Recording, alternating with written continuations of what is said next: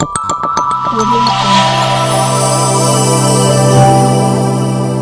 Jungle.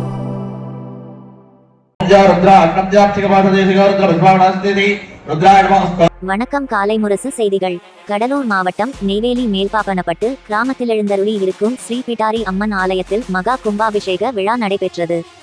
முன்னதாக மகா கும்பாபிஷேக விழாவினை முன்னிட்டு கடந்த 4ஆம் தேதி மங்கள இசையுடன் விக்னேஸ்வர பூசை, மகா கணபதி கோமம், நவக்கிரக கோமம், கோபூசை உள்ளிட்ட மகா பூர்ணாகதி நடைபெற்று மகா தீபாராதனை காட்டப்பட்டது. அதனைத் தொடர்ந்து கோமாதா பூசை, நாடி சந்தானம், அர்ச்சனையும் மகா தீபாராதனை காட்டப்பட்டு 2ஆம் கால பூசை நடைபெற்றது.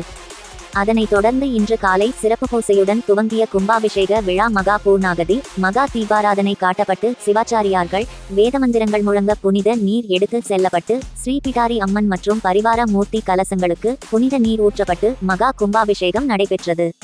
இந்த மகா கும்பாபிஷேக விழாவில் சுற்றுவட்டார பகுதிகளில் இருந்து திரளான பக்தர்கள் கலந்து கொண்டு கோவிந்தா கோவிந்தா என்ற கோஷத்துடன் கும்பாபிஷேகத்தினை கண்டுகளித்தனர்.